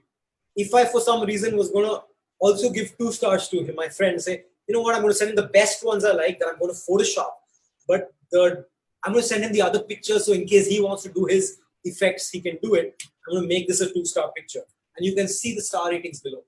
Now, this makes it really easy to quickly go and select lots and lots of pictures, right? So you can go from 1,000 pictures down to 500, 300, 200, 100, or 20. It'll take some time to do the effort, but what you can also do is compare, right? So I simply, this guy, friend of mine, Naresh, he's giving 3 poses. I can select, oh, well, often this happens for us. We've shot so many poses of the same friend. We want to compare. The compare view is really handy to do that, right? And so, you know what? This is the best one. I'm simply going to give it a 5 star and then forget about the rest, Now, another thing to know is colors, right? So you have the ability to also add colors. The numbers 7, 8, 9 give you colors, right? So for example, I start labeling all road sign as number 7, so yellow. So I'll now pull up my road sign pictures and label them yellow, right? And now here, I should be able to, excuse me 1 second.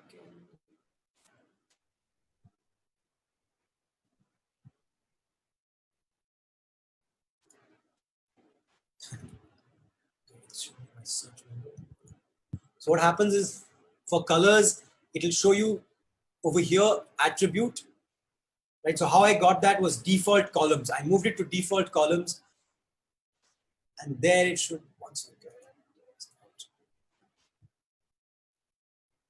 Sorry, too many windows open. So here attribute, it can shows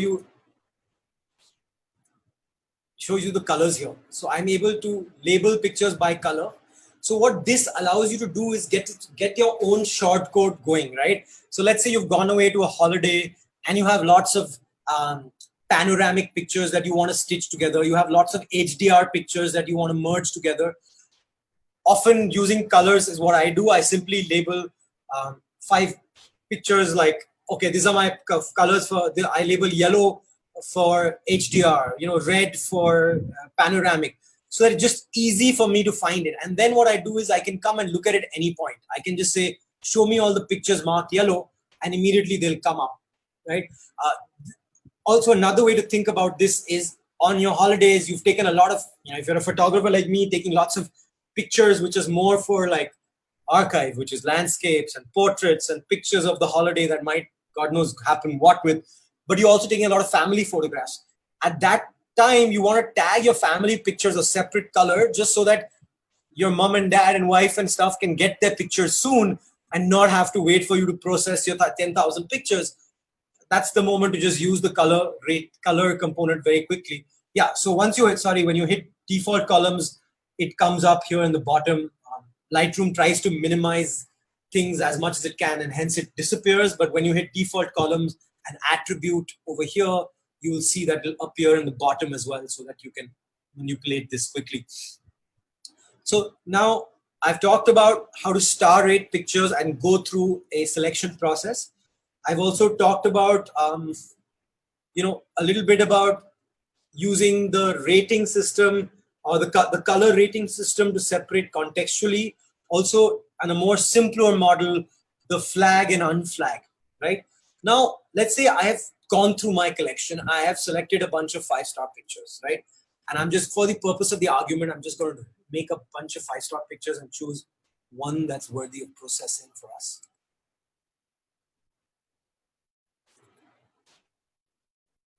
Right? Now, I'm going to quickly show you how to make a collection. So if you're looking on the left side of the screen, this is the collection box. Here, we can simply make a collection of our own. So let's say we're going to say for Facebook. Okay, I'm going to send this to Jareb, and I'm going to make a collection for Facebook.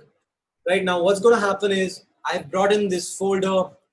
Here on the left side, you can see I'm able to navigate my folders. So the folders that are on my hard drive, I can navigate over here very easily. I can also go into the dates if I need. So everything that you did as the import stage also can be seen here within the Lightroom window, right? But you don't necessarily need to, because what you've done is you're looking at it on a whole collection level. You've done your star rating. And now I'm going to say, you know what? 5-star pictures. So only 5-star pictures will come into this collection. And I'm going to take these 5 pictures and I'm going to drop them into my collection that I just made. Okay, Jareb Ladakh, right? So now I'm looking at a collection. Now, what's the good thing about a collection is, one, you have the ability to sequence pictures. So you can drag and drop them. So if you're trying to make a flow in your mind, which picture should come first or second, you need to do that in the collection view, because in the folder view, it really doesn't give the ability to move pictures around. You can rate them, star them, etc. But you need to move them in a collection to be able to organize them. The collection is like an album, right? It lets you quickly make a place to look at your pictures together. You also have the smart collection. I'm going to quickly touch on smart collection, because what that lets you do is, is automatically do stuff. So it says all images that are 5-star, or if I say all images that are 1-star come in this smart collection automatically.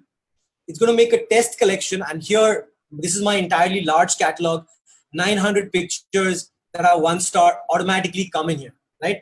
This is a great way to say, you know what, which are the pictures in my catalog worth looking? If you've taken the hard work of going through your catalog and doing this the first time, this smart collection will populate. This is the same thing that can be done for colors, for example. So if you have done, you have mapped all your panoramic pictures to a yellow label, you can quickly just have a smart collection where all your panoramic just come, boom, into the one place. Okay. Now, that is how you use a collection to just organize yourself. This collection can be as large as you want, 100, 200, 500 pictures. And within the collection, you can use this for many ways. So if I need to make 5 pictures for Facebook, I organize these 5 so that I know I have to develop or post process these 5 pictures alone. So I organize that for myself. Okay. Now I'm going to just quickly touch on a few points because time is running short. So keywords, right? Keywords are quite handy on the overview because, okay, so this catalog doesn't have it. I'll quickly, well, I'll show you what a keyword can do. I can easily assign keywords to people, to photographs. So here, for example,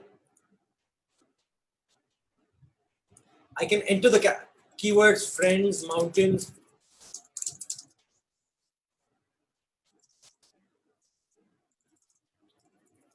You can see what I've done is I've entered a set of keywords for the image, right? This is of course level 2, like I said, right? If I do the same thing over here, I get suggestions, sky, tent, mountains, blue.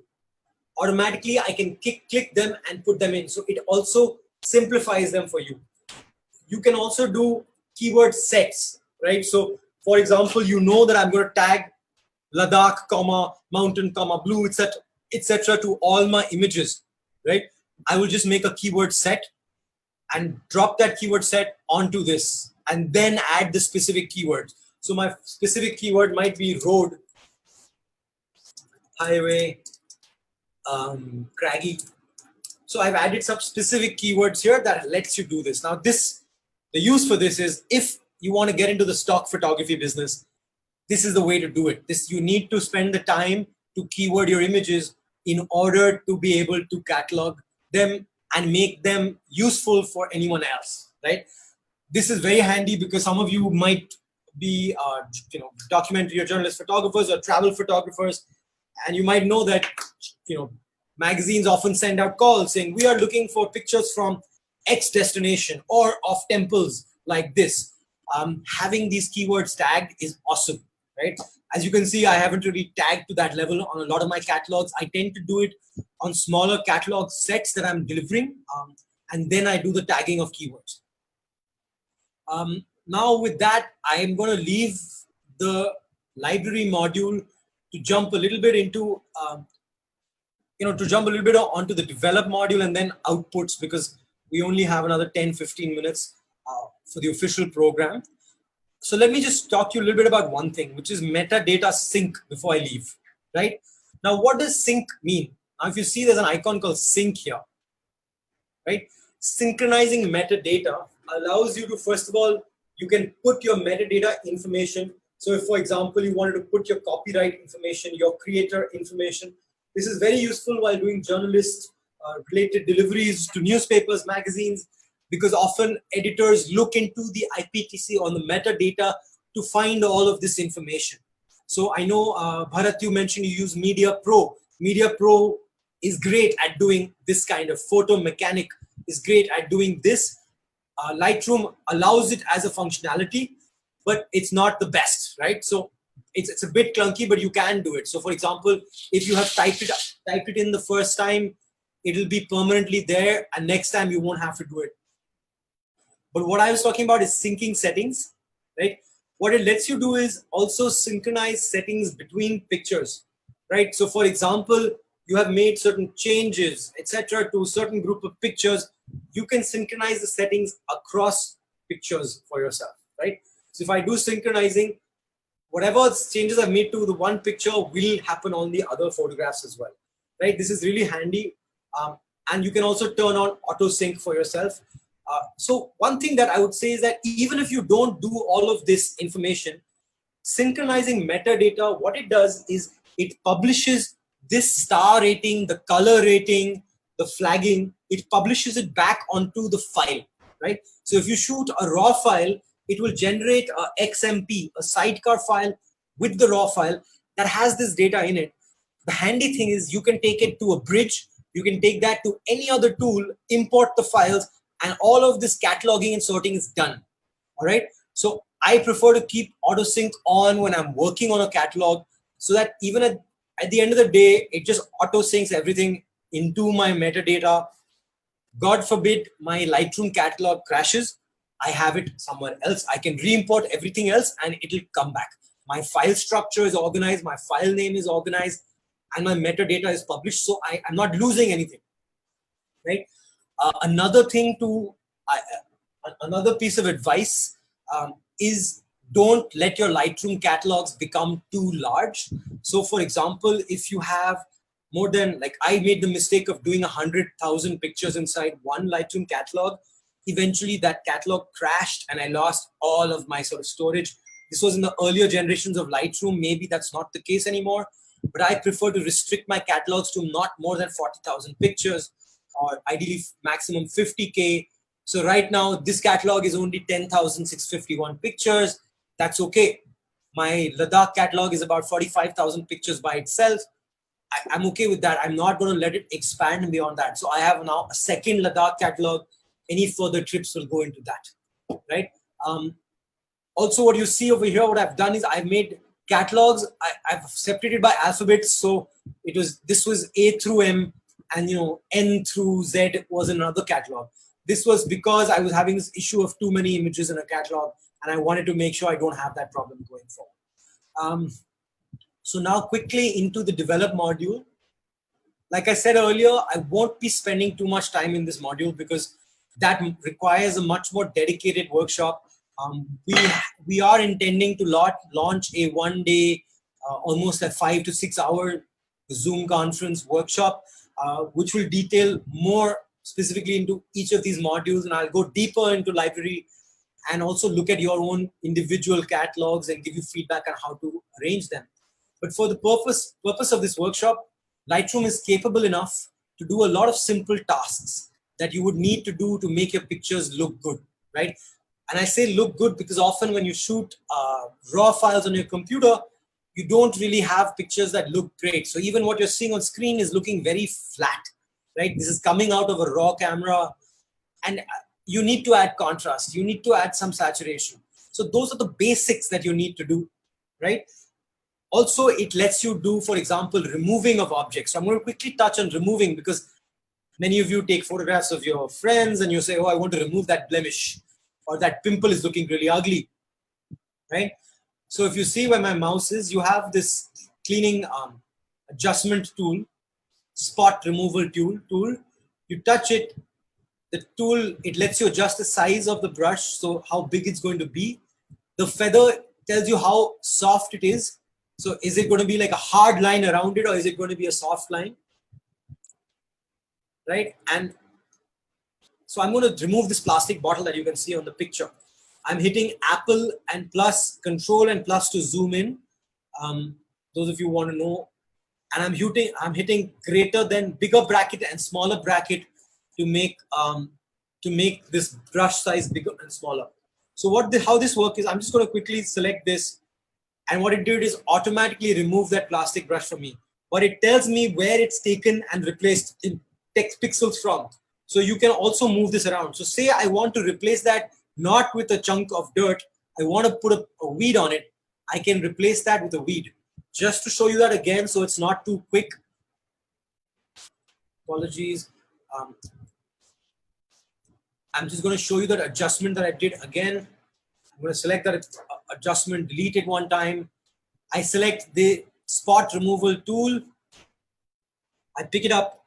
I select it. I rub it on top of the bottle. It finds me a close match that it feels I should replace with. Lightroom is quite intelligent in doing that. You have the option of moving this around and changing.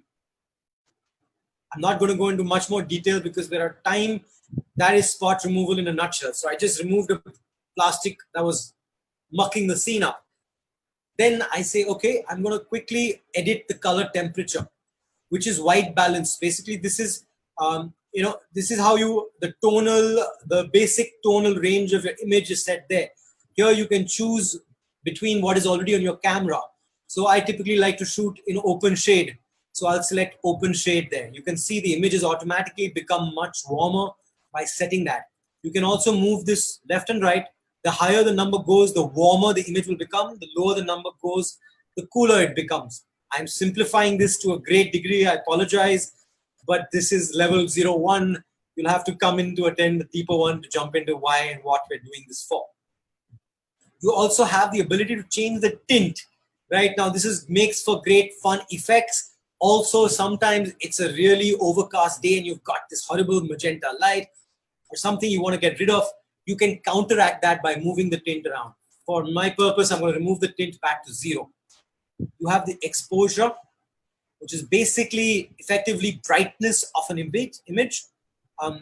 But this is, the way this works is if you have a raw file, your raw file is able to perceive +2 to 3 stops, -2 to 3 stops, which means something that might not be seen, like for example, the sky can be brought back, right? And I'll show you, for example, if I drag the exposure all the way back, you can see how the clouds can become so dramatic. Of course, the ground becomes too dark, but that data exists in the file, the dramatic clouds. It's just that the way you have exposed the file, or I have exposed the file, is overexposed, and hence the clouds are looking too bright. So here I would actually underexpose the file a bit because I feel this picture will do better with that. I'm going to increase the contrast a bit. Now, this is a very overly simplified methodology. When we do the advanced workshop, or if you attend that, you'll see how we can really fine tune this, right? But the contrast will help you increase the darker areas and also the brighter areas, make them brighter, right? Now, this is a very interesting shadows and highlights piece because this lets you recover information in areas that are blown out, right? So I'm going to bring back the clouds, and I can also open the shadows up, right? So for example, in this file, there's not so much shadow. I'm going to keep it closed, right? But I'll show you a shadow file in a minute. I can also decrease the overall whites of the image. Whites of the image will make the image look more flatter, but sometimes, and in the areas which are blown out, they'll bring back detail, right? And then we have blacks. Blacks can help add a big punch to the image. I always like to increase my blacks, which means I go minus like 10 and I get a bit of punch in the image, right? Below that is a set of tools that I'd like you to be careful about. These texture tools, clarity, essentially are sharpening tools. And often they really pixelate an image. So if you can see, when I increase texture, the graininess of the picture is increasing a lot. I don't know if you can see it on the screen share, but on my screen it's very strong. So I would always just, if you want to use it, but very mildly. Don't go overboard, increasing the sharpness. Vibrance and saturation helps you increase color. I prefer to use saturation because it overall increases the color in the area. Vibrance tends to make colors pop more. So you can use a combination of these. And again, all of this is done through trial and error. So you go up and down as you feel like. For the purpose of this workshop, I'm not going to go beyond this introductory piece of the develop module. There are a lot more tools within here. There's a tone curve, color toning, split toning, lens corrections, effects, all of these things, please play with. You can also download a lot of effects for Lightroom, which is quite handy to have. You can also easily hit the black and white mode, which many of you like to do, and try to make your pictures black and white quickly.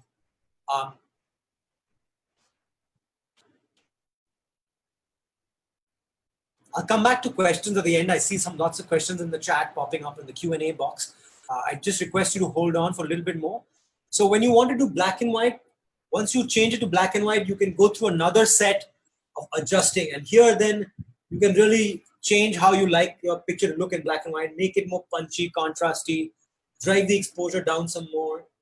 And so depending on your aesthetic, you can change things, right? So here's what I've done is I've underexposed the image, I've increased the shadow area, and now you see the clouds have become stronger in the image than before. So it's a lovely tool to play with. I advise you that you have a play. I've given you some of the very basics to get you started. We'll jump more into it in the more deeper modules. Since we're out of time, I'm going to spend the next 5 minutes on the export module, which I think is one of the most powerful pieces of the Lightroom tool set. The export module can be seen from inside. Whenever you're inside library, let's say I want to select one particular picture. This picture, I have made it black and white. I would like to export it. So you can always right click, go to export, select export, and it gives you this very large export window, which is powerful. Like I said, it can ask you first, it asks you where do you want to save it. If you're lazy, put it in your desktop. If you want to be organized, like you had seen in my folders, you have TIFF, JPEG, wherever I'm exporting for what I'm exporting. Okay, so you can say specific folder, choose the folder, and then I'll say by location. In my JPEGs catalog, I'm going to make a high-res JPEG, and then I'm going to make a new folder called Giraffe. Right, I'm going to choose that. So this is now a specific folder. You also have the option of adding a subfolder. So for example, if you're just feeling lazy and wanted to put it in your desktop, at least turn on subfolder and say what that folder is. So it saves you a bit of time, or it doesn't clutter your desktop with hundreds of pictures, right? You can also choose same folder as original photo. This is very dangerous, especially if you're organizing your catalog. If it's just something quick that you're doing on the field on location, you can use that, right? So for the purpose of this exercise, I'm going to just say desktop for now. I'm going to say Giraffe temporary. I'm going to essentially, you can choose to add it to the catalog, back into the catalog. I don't suggest you do that because it just makes so many duplicates. So unless you have a specific reason, don't do that. Now, very exciting part is again the rename. The rename works similar to the way import works, right? So what I do is I always say, I put a custom field. So I say my custom text come first, where I normally put in who I'm delivering to. So if it's going for Facebook or whatever, something customized, then I always like to put in the original file name in its entirety. That's because my file name is quite complicated and it's already well done. If you need to do all of that in this stage, you can also do it here. I have then my custom text and I'll say for Facebook. So that within my file itself, I know that this is for Facebook. I mean, if you want to just be quick, FB-Giraffe-. So I know I've put a custom text over there, right? Now, again, this is one of the best parts about Lightroom. You can export large quantities of files. This is doing one file. The same thing can be done for hundreds of files. You can select JPEG. Quality will affect compression of a JPEG file. As you're aware, when you save a JPEG file, you can change quality. Now, often if you want to say that, somebody says, what, I want 500 kilobyte file. You can say, limit the file size to 500K. It will automatically set the JPEG, the quality for you, right? Also, you can select the color space. So for those of you familiar, if you're a professional, you like to work in Adobe RGB 1998, you select that and it'll export the file in RGB 1998. If it's going for sRGB for just general use on social media, etc., sRGB is perfect. So just select sRGB. Size. Now, size is very important. Very often, you are told when you apply to photo contests that please send files no larger than 1000 pixels in the long edge. You simply select long edge here and say 1000 pixels. Select that. The resolution, as you might be familiar, typically for social media, digital, etc., you want 72 dpi, right? If you want something for projection, it's 96 dpi. If you want something for printing, it's typically for good quality, it's 300 dpi. For average printing at the local Konica or someone print shop, it's 150 dpi. So these kind of resolutions will help you also limit your file size, but more importantly, it'll prevent you from giving away large files of your pictures that people can print and steal and do stuff that you don't want. Okay, so long edge, you can also do short edge. So long edge means what? In a horizontal picture, the long edge is on top, right? In a vertical picture, the long edge is along the side. You simply select which edge you want to prioritize and give that pixel dimension. You can also select width and height. Now, the problem with this is it might crop the picture, because if it's a horizontal picture and you want it square, it's going to auto crop or sometimes auto compress the file, right? You can also make it a percentage that, I've shot my pictures on a 21 megapixel camera. I just want to give them 30%. I can set that here. So depending on how you want to work, I typically work in long edge or in dimensions. Sometimes in dimensions because Specifically, they have asked me for an output in certain dimensions. I propose for that. Basic sharpening can be done here. You can do screen sharpening, etc. The sharpening is, depending on how much of the clarity texture you've done in the first step, you can choose. If you've done none of it, and I do none of it in Lightroom, I just apply a light sharpening at the end of it. And metadata means, is it going to save all of that metadata? Which is, for example, if you have typed in the IPCTC information, the star rating, all of that gets exported with the file, which is very handy sometimes. So all I need to do is hit export and it goes on to that. And I'm going to show you how I did that. Again, I'm going to select 5 pictures. I'm going to select all 5 pictures and say, you know what, just export these 5 pictures. Just again, desktop, temporary folder, Xtop. It's going to say, well, you've already exported this. Do you want to overwrite? Overwrite. And now you see I've got a temporary folder on my computer called grep temp. It's renamed the files as such. It's also made them, if you see the file size, they are only 451 kilobytes. So it's brought them under 500 kilobytes. If you see the more info, it's 1000 pixel dimension. So this is great when you're applying for contests, or if you want to upload on social media, for example. Today, because of Retina screens, I would suggest you make 2000 pixels, 72 DPI. That is more than enough for you to upload to your social media. Any more than that, and you will be giving away stuff that you shouldn't be giving away. One additional piece I forgot to mention in the export tool, which I find very handy, is watermarking. So in watermarking, you can edit the watermark, and you can choose what font you want to use. For example, right, if you like a particular font, you can say where you want that picture. You want it in the bottom right corner.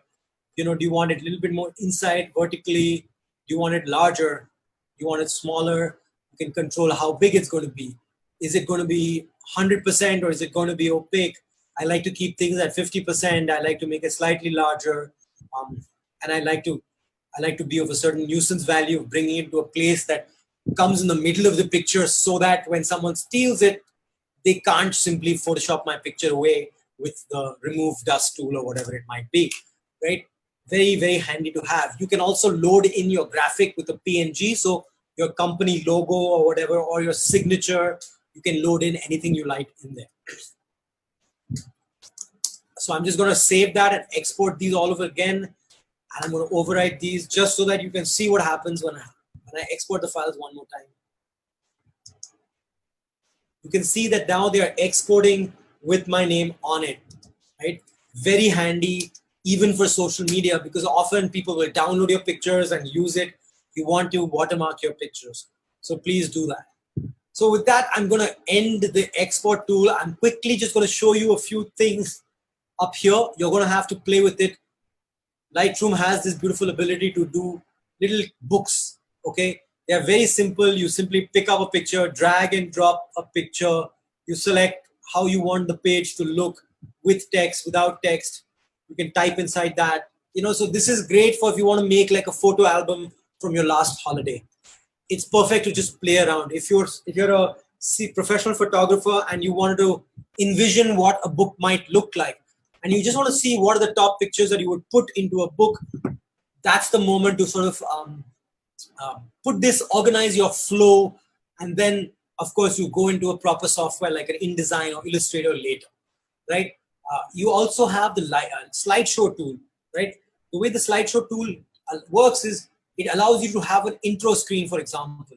You can type in some information, you can make an entry plate in there. So for example, if you just simply want to start with your name, you can have a different color background. You can say, you know what, my background should be black and it should be this kind of faded out, or you can put a background picture if you like, or you simply say, you know what, I don't want a color wash, I simply want a black screen, which often many of us want.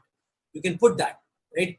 You can put an ending screen. You can add music in here, and on the left side you can export it as a video or a PDF, right? So this is great for you just making a slideshow of your holiday pictures. You can make a collection, bring into slideshow mode, organize this, As you move pictures left and right here, the slideshow order is changed. You can add, you can repeat the slideshow if you want. You can change the slide length, how the crossfade happens, and some basic features, right? So I encourage you to play with this just so that you can also get a better sense. You can give it a border. So simply just putting a border around a picture of a certain color, if you want, that's possible, very simply, right? You can have this drop shadow effect if you want. So these kind of things are simple for you to do in the slideshow module. I'll talk about this very quickly for people who are doing contact sheets. Let's say you've come back from a studio shoot and you simply need to send this PDF file of all your pictures, right? I use this very often from coming back, or often when I'm delivering files to a client that I've taken, I simply create a contact sheet. So there's always this contact sheet option in the top. It tells you how many pictures you want in a page, right? So you simply can do that, right? And it lets you increase the spacing, what the cell size is, and it can add, for example, you can say file name. You can put the file name here, right? So it's not just looking at the picture. Now you can also select, and then your client can say, you know what, I want 4555, 4453, right? So this is again an advantage. Now, if in this case you are doing this kind of selections, you can choose not to export such a long file name. You can simply export 1234, and how you do that, I'll just show you again. When you're exporting, you can say export under settings. You can just say sequence. So you can remove the original file name, just say delete. You can say custom text, insert this sequence, right? Sequence number. And that's just, and if you want 3 digits, because you have that many pictures, it'll do 3 digits, right? So then you'll just do FB001002. And at that time, then for example, when you come back into your slideshow view, it'll show you 001002, right? You also have the print. So like I said, the print module will give you that in your contact sheet. So this is another quick thing that you can use to deliver pictures easily to people. With that, I'd like to sort of conclude and now take questions from everybody. I'm going to go back to my presentation really quickly. I think before people hop off, I'd like to just plug a few things for everyone to see. We do have a talk coming up on the 16th at 6:30 p.m. Sorry, at 5 p.m. It's a very interesting curated talk. My colleague Shuchi will be hosting that. Essentially, this will be a panel discussion with many photographers who are working on the subject of water. And what's unique about this is we are experimenting with how interactive we can make our digital sessions so that you will be able to volunteer yourself and you can screen share and so show one of your pictures and talk about it a bit. I'd also like to encourage you to support the CPB Foundation. If you've enjoyed listening to this talk, you have many options. You can, of course, become a member, and our membership is quite interesting. It gives you privileged access to the main Chennai Photo Biennale, first access to many of our events, and discounts on all our workshops. So if you're a photographer, hobbyist, professional, please do look into our membership. You're also able to donate any amount that you'd like. And in fact, all these links will be coming to you on a post-workshop email from Zoom.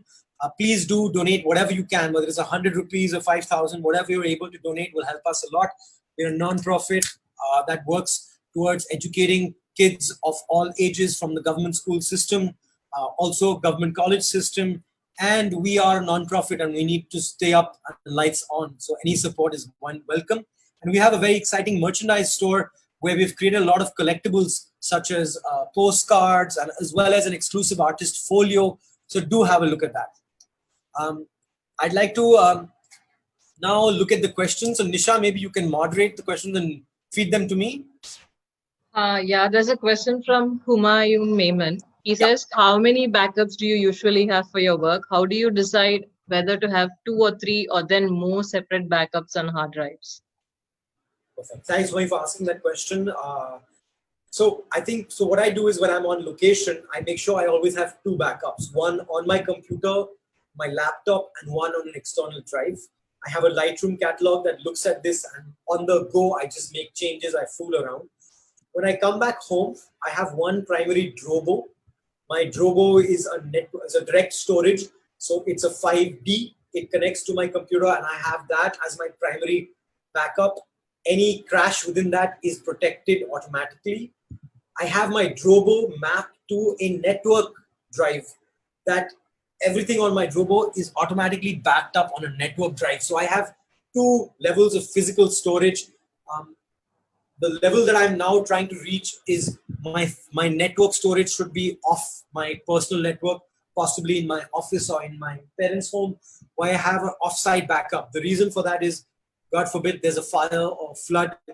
There could be damage to the drive physically within my space, and there's an option for it to be somewhere else. And now I have started backing up portions of my catalog. So for example, I have some 12,000 images from Ladakh that are very precious to me. I have them logged on my Dropbox. So that's kind of where my backups are at the moment. I recommend that at least you have two backups within your home facility or office facility, one RAID drive and one some kind of an older drive that you once in a month back up to, so that at least if your main drive crashes, you haven't lost too much. But that's the bare minimum. If you can afford to get into the cloud, I'd suggest start backing up more and more into the cloud, but I don't recommend simply tossing up thousands of pictures into the cloud. Let's say your raw collection that you've just come back from a shoot, because why create, image pollution is what I call it, because, these clouds are running out of these servers that are taking up a lot of resources from electricity. They're creating greenhouse emissions, and the less noise that you can help create digitally is better. So try to manage within your physical storage, because at least it's one drive taking up the resource for one drive. If you put something on your Dropbox, Dropbox has it in 10 locations in 10 countries just so that you never lose it, which is wonderful. But do you really need that for 500,000 pictures, right? And so that's something to think about. Next question. There's another one from Sayan Hazra. Is it okay to plug the external HDD and work, or should we copy the data first to laptop before editing? You can go straight to external HD, and I used to do that on my old laptop. I know nowadays many laptops have only like 128 GB SSD inside. So it's very difficult to store things on your laptop drive. So of course, it's okay to work off an external. My only advice to you is that even when on location, make sure you back up that external, right? And it's difficult to do that manually. So there are many softwares that just, even the hard drives comes, like SanDisk comes with its own backup software. Just make sure it has an automatic backup. So if you're on a holiday, you're on location, you've downloaded onto an external drive, connect both those drives to your computer, and at night time, let it just mirror the drives every night. So whatever is on one drive is on the other drive. And the reason I'm saying that is sometimes manually, if you are doing this backup, you will copy the raw files and do it, but you will forget to copy the edited files and back it up, right? Because you are doing it at night. Now that often, it just, you've lost all the hard work to edit the picture because you were manually backing up. Because in the backup world, human error is a major problem. And in fact, I haven't addressed that in my personal collection, which is human error, which is if I make a mistake and delete something, it gets deleted, right? The way to solve that is a time machine backup, or also now with cloud, with my Dropbox, it lets you roll back to a few days. So you have this ability to roll back if you made a mistake. But let's say you made a mistake and deleted a big folder 2 months ago. Very few systems allow you to recover from that. Okay, this one's from David Hassler. When you fill up an external drive, how do you start using a new one? Do you need to start a new catalog? Thanks, David, for asking that question. So, I don't work from my drives. Let's say I have my Drobo is actually now 24 terabytes. So it doesn't run out. But when I'm on location, it doesn't matter if your drives run out. Your catalog is your parent sort of option where you're working. Now, within that, you could have multiple drives connected, and which is why I said it's important to have your catalog on your laptop or somewhere that is with you when you move, just so that you can access it without the files, right? But don't make those catalogs too fat. So 50 to 60,000 images tops. Stop yourself and redo that. Okay, and this is a comment that we received on FB Stream Live. I saw that from Seshu. Okay. Yeah, Yeah, from Seshu Badrinath. Yeah. Seshu actually put across a good point. This idea of bringing in thousands of files is terrible.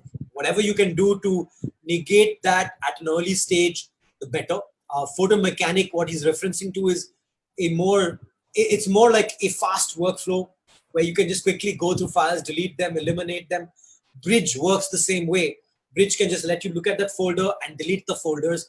You can do the star rating, see which are the best and delete the rest. You can do the compare in Bridge. The difference in a Lightroom and a photo mechanic in a Bridge, just to be clear, it's that Lightroom it works on making a virtual copy of your file in itself, and you only work on the preview. You don't work on the file, which for me is a great importance because I don't mess with the cores. But if you're coming home from a file and you're just quickly deleting, that's perfectly all right. And a photo mechanic or Bridge does that very well, right? If you can get into that workflow, do it. My preference is to have it in Lightroom because I tend not to delete anything till I'm done with the delivery of the project. So I like to have it in my Lightroom catalog. And then at the end of the project, I'll go and say all the images without any stars, simply trash. Okay. There are a few more actually. This one is like for client work, do you save multiple copies of the final edited image or is it just on the cloud? Is it just enough to have the post-processing details saved within the catalog file? Do you really need to save a copy of the edited photo if you don't need to access it? So depending on the kind of shoot it is. For example, I shoot a lot of commercial shoots out there and I don't do my processing at all in Lightroom. I work entirely in Photoshop.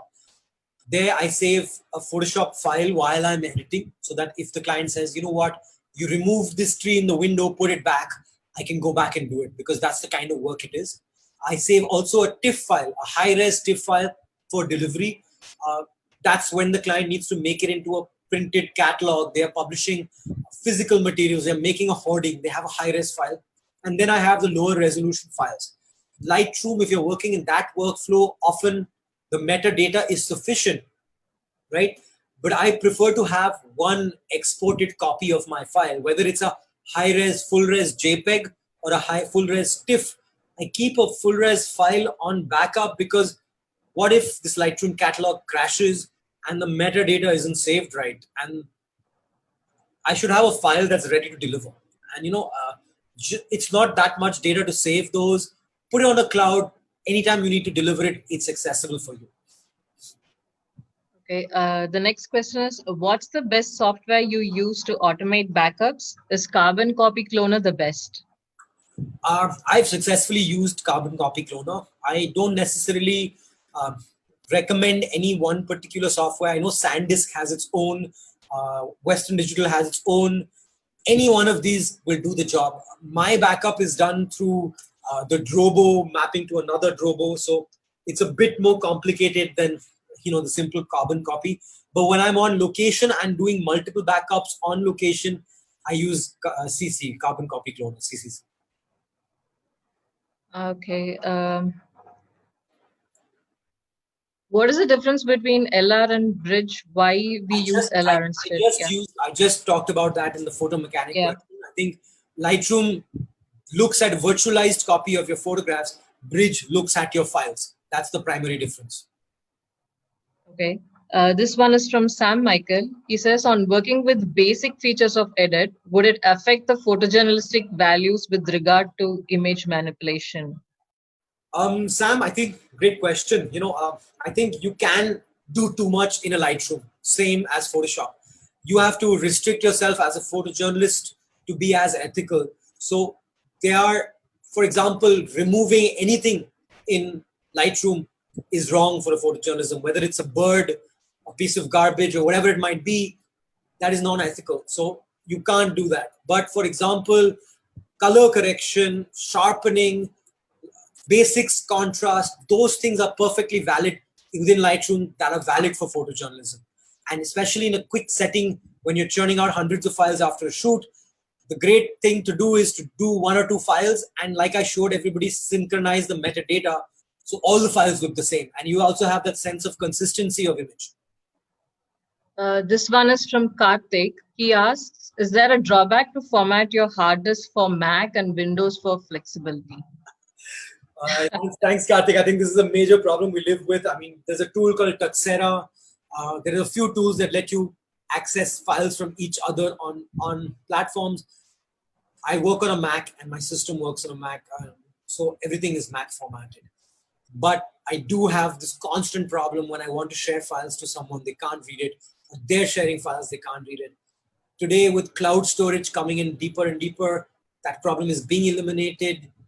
But MS-DOS, for example, I tend to format all my thumb drives and pen drives MS-DOS, and I pay for a software called Tuxera that allows me to access both MS-DOS and Mac.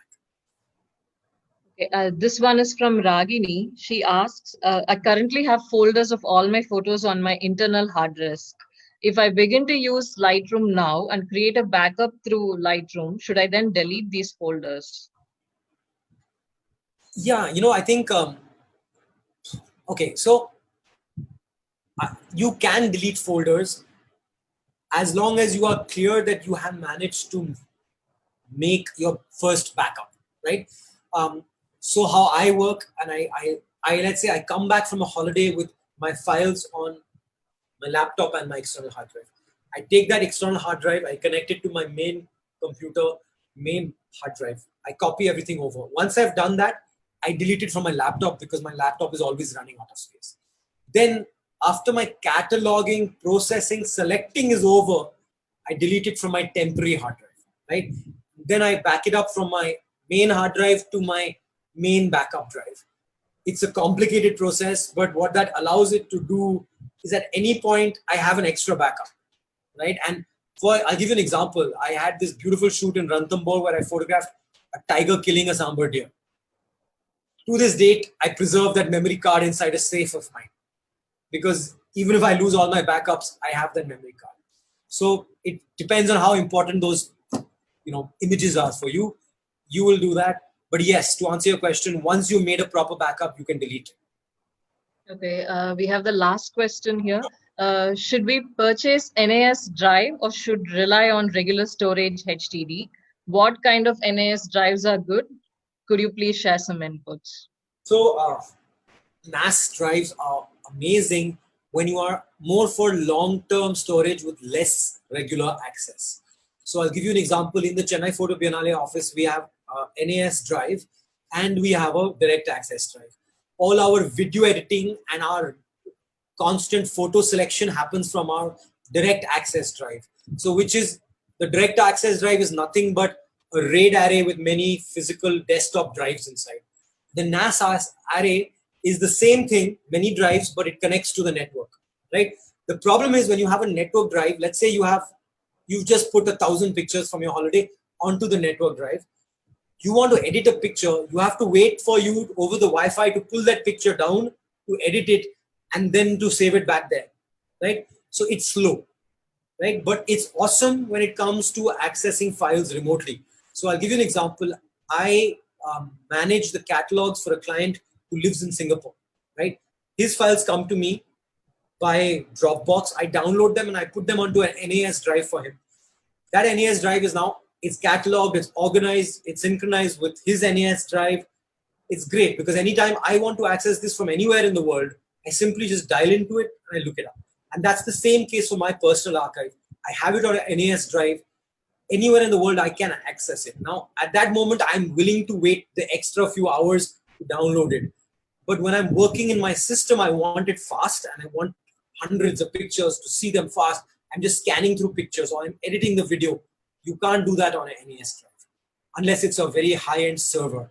So that's the two different types you need to think about based on what you need.